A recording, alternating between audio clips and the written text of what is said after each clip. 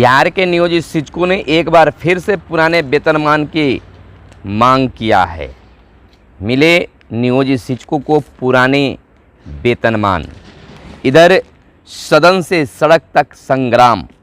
बिहार विधानसभा के समक्ष कल विपक्षी दलों, राजद, कांग्रेस, अन्य विपक्षी दलों के द्वारा सड़क से लेकर सदन तक जोरदार रूप से आंदोलन किया गया। विधानसभा अध्यक्ष के चेंबर को घेरा गया।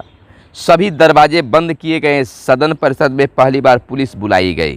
विपक्ष ने बिहार सशस्त्र पुलिस बिल की कॉपी छीनी। सचिव के टेबल पर कुर्सी पटकी। शाम को बिल पारित। मंत्री व राजद विधायक में हाथापाई की भी नौबत आई। विधानसभा अध्यक्ष की अपील बेअसर। लोगों की रक्षा के लिए यह विधेयक। बिहार के मुख्यमंत्री नीतीश कुमार ने कहा कि लोगों की रक्षा के लिए यह विधेयक है। 45 साल से ऊपर सभी को 1 अप्रैल से लगेगा टीका। 50% आरक्षण सीमा पर पुनर्विचार की जरूरत। लोन मेरिटोरियम नहीं बढ़ेगा लेकिन चक्रवृद्धि ब्याज से छूट। इधर विधानसभा अध्यक्ष के लिए 2 से नामांकन। प्रदर्शनकारियों के पथराव के बाद पुलिस का लाठीचार्ज। एयरपोर्ट का नाम विद्यापति रखने का अनुशंसा। बिहार विशेष पुलिस विधेयक के खिलाफ विधानसभा में विपक्ष का हंगामा। महेश्वर व भूदेव ने किया विधानसभा उपाध्यक्ष के लिए नामांकन। कांग्रेस 25 मार्च को करेगी प्रदर्शन। सूबे के 300 राइस मिलरों की बेल रद्द करने से इनकार। कपटपूर्ण निकासी से लगी सरकारी खजाने में करोड़ों की चपत। नमस्कार, आप इस समय देख रहे हैं मगध संवाद और मैं आपके साथ हूँ सुनील बॉबी।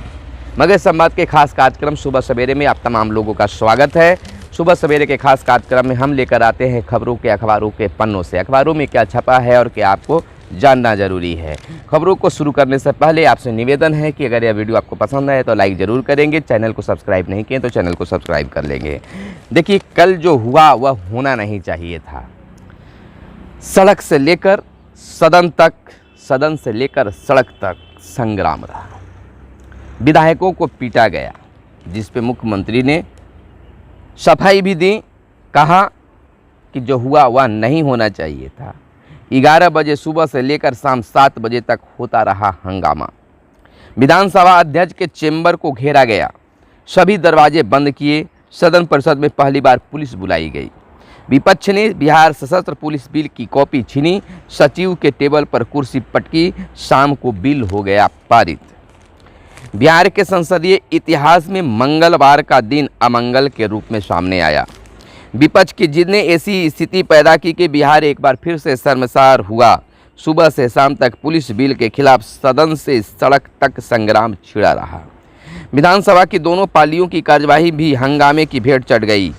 कई बार सदन की कार्यवाही रोकनी पड़ी। दूसरी ओर विपक्ष के वॉकआउट के बीच विधानसभा के देर शाम यह विधेयक ध्वनि मत से पारित कर दिया गया, जिसको लेकर हंगामा किया जा रहा था। शाम को ध्वनि मत से इसको पारित भी कर दिया गया। मंत्री और राजद विधायक में हाथापाई भी हुई। सदन में मंत्री अशोक चौधरी और राजद विधायक चंद्रशेखर में हाथापाई की नौबत आ गई। विपक्ष की ओर से मंत्री की बेंच की ओर माइक्रोफोन भी फेंका गया। यही नहीं, पीठासीन सदस्य प्रेम कुमार से विपक्ष ने बिल की कॉपी छीनी। श्री कुमार अध्यक्ष के बदले सदन में आए थे। इसके बाद फिर सदन की कार्यवाही 5:30 बजे तक के लिए स्थगित कर दी गई। इस बीच विपक्ष ने सचिव के टेबल पर कुर्सी पटकी। रिपोर्टर टेबल भी पटका। विपक्षी सदस्य इसके बाद भी बिल में जमे रहे। वहीं महिला विधायक आसन के समीप खड़ी रही।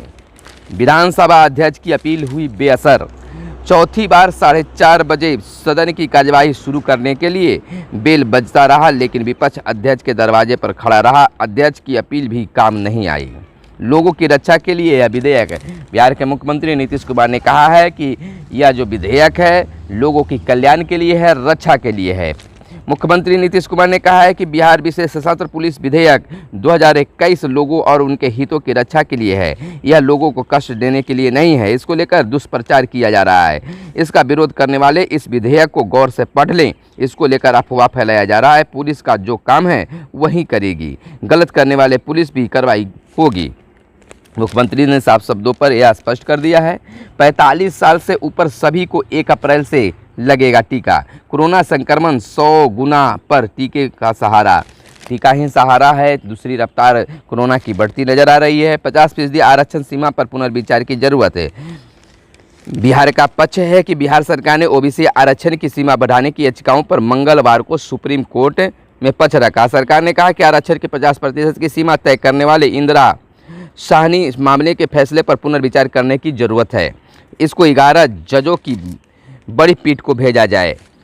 इधर लोन मेरिटोरियम नहीं बढ़ेगा, लेकिन चक्रवृद्धि ब्याज से छूट रहेगी। उच्चतम न्यायालय ने मंगलवार को एक महत्वपूर्ण फैसले में कहा कि 31 अगस्त 2020 के बाद लोन मेरिटोरियम की अवधि नहीं बढ़ाई जा सकती है। साथ ही कोर्ट ने निर्देश दिया है कि 6 महीने के लिए उधारकर्ताओं से कोई चक्रवृद्धि या दंडात्मक ब्याज नहीं लिया जाएगा। तो यह एक बड़ी फैसला थी। दूसरी, जो कल बिहार में हुआ वह निश्चित तौर पर तमाम लोग बहुत सारे लोग कह रहे हैं कि ऐसा नहीं होना चाहिए था, चाहे पक्ष हो या विपक्ष हो, किसी पर टिप्पा टिप्पणी नहीं, लेकिन फिर भी जो हंगामेदार हुआ वह नहीं होना चाहिए था। प्रतिनिधियों को पीटा गया और पत्थरबाजी दोनों तरफ से हुई। प्रदर्शन, विशेष पुलिस विधेयक, कानून व्यवस्था, शिक्षा सहित अन्य मुद्दों पर युवा राजद ने किया विधानसभा मार्च। डाकबंगला चौराहे पर अफरा तफरी की स्थिति बनी रही। प्रदर्शनकारियों के पथराव के बाद पुलिस का लाठीचार्ज हुआ, दर्जनों घायल हुए। मार्च का नेतृत्व कर रहे नेता प्रतिपक्ष तेजस्वी व विधायक तेज प्रताप सिंह हिरासत में भी लिए गए। 2.5 घंटे तक गांधी मैदान से डाकबंगला चौराहा तक बना रहा रण क्षेत्र। जाम में जकड़ा सर, हेलमेट लगाकर चल रहे थे तेजस्वी तेज प्रताप।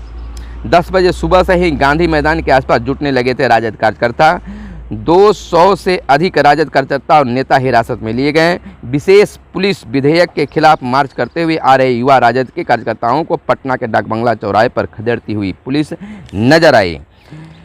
सड़क पर क्या क्या हुआ? 10 बजे गांधी मैदान और जेपी गोलंबर के पास राजद कार्यकर्ता जमा हो गए और 1:30 बजे कार्यकर्ता तितर बितर होते भी दिखने लगे। तो इस प्रकार से विशेष रूप से वहां पर पुलिस की डंटे भी चली। राजद विधायकों के द्वारा, राजद कार्यकर्ताओं के द्वारा कुछ जमकर विरोध मार्च भी किया गया। एयरपोर्ट का नाम विद्यापति रखने की अनुशंसा। दरभंगा एयरपोर्ट का नाम कवि कोकिल विद्यापति के नाम पर रखने के लिए राज्य सरकार केंद्र से अनुशंसा करेगी। मंगलवार को विधान परिषद में इससे संबंधित राजकीय संकल्प सरकार के वरिष्ठ मंत्री विजय कुमार चौधरी ने पेश किया। बिहार पुलिस विधेयक के खिलाफ विधानसभा में विपक्ष का हंगामा जोरदार रूप से रहा। कांग्रेस 25 मार्च को करेगी प्रदर्शन। बिहार के प्रभारी सचिव वीरेंद्र सिंह राठौर ने यह घोषणा की है। तीनों कृषि बिल वापस होने तक आंदोलन चलता रहेगा।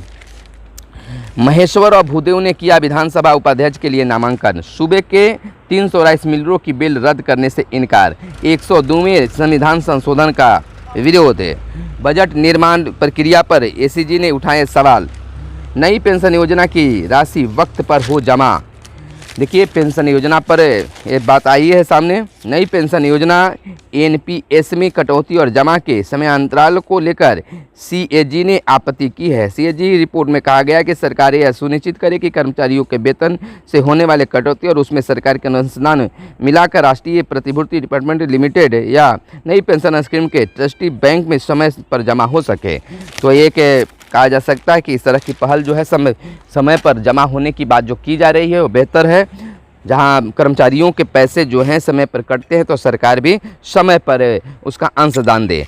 इधर एक बार फिर से बिहार के नियोजित शिक्षकों के द्वारा नियोजित शिक्षकों के लिए पुरानी वेतनमान की मांग उठने लगी हैं।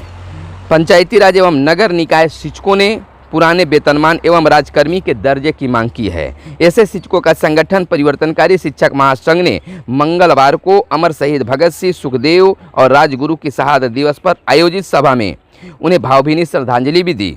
सभा में पुराने वेतनमान वाले शिक्षकों के समान वेतनमान एवं राजकर्मी का दर्जा मिलने तक संघर्ष जारी रखने का संकल्प भी लिया। यानी कह सकते हैं कि एक बार फिर से बिहार के नियोजित शिक्षकों के द्वारा, शिक्षक संगठनों के द्वारा पुराने वेतनमान और राजकर्मी के दर्जा को लेकर आंदोलन हो सकता है। संगठन का प्रदेश कार्यकारी संयोजक नवनीत कुमार एवं प्रदेश संगठन महामंत्री शिशिर कुमार पांडे ने पुरुष शिक्षकों के भी ऐच्छिक स्थानांतरण, 9 प्रशिक्षित शिक्षकों के वेतन निर्धारण की त्रुटियों का निराकरण, सभी प्रकार के बकाये का भुगतान, अप्रशिक्षित शिक्षकों की सेवा बरकरार रखते हुए अद्यतन वेतन भुगतान तथा स्नातक एवं प्रधानाध्यापक के ग्रेड में अविलंब प्रोन्नति की मांग सरकार से की है। यानी कि 2 मांग मुख्य रूप से किया जा रहा है, एक पुराने वेतनमान और दूसरा राजकर्मी का दर्जा।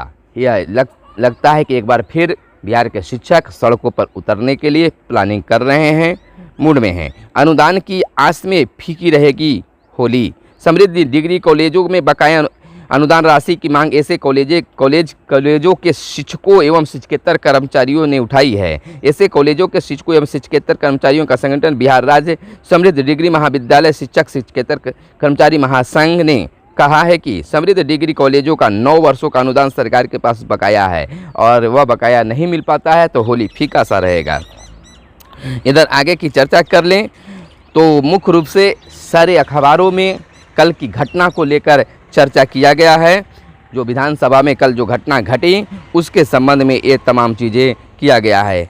एक पोस्टिंग को लेकर भी बड़ी खबर आ रही है। जर्मनी में 18 अप्रैल तक लॉकडाउन की घोषणा कर दी गई है, यानी कि भारत के साथ अन्य देशों में फिर से इस तरह की बातें सामने आ रही है। हमें सतर्क रहने की ज़रूरत है, सुरक्षित रहने की ज़रूरत है। शिक्षक संघ की बैठक में सदस्यता अभियान पर जोर, जल्द होगा कार्यकारिणी का चुनाव। यह डेहरी ऑन से खबर है। आयुर्वेदिक, यूनानी, होम्योपैथिक चिकित्सकों की होगी बहाली।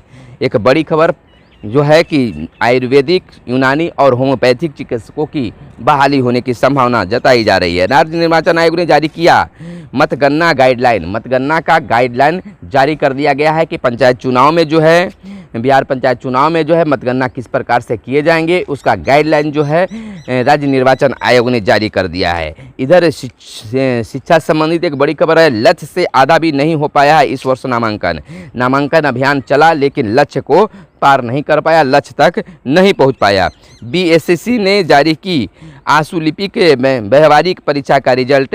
बिहार कर्मचारी चयन आयोग ने आंसू लिपि की व्यवहारिक जांच परीक्षा का परिणाम मंगलवार को जारी कर दिया है। आयोग के सचिव ओम प्रकाश पाल ने बताया कि व्यवहारिक परीक्षा में 183 योग्य पाए गए हैं। इनकी काउंसलिंग 6 अप्रैल को आयोग कार्यालय में निर्धारित होगी। 24 मार्च तक रहेगी इंजीनियरिंग की परीक्षा।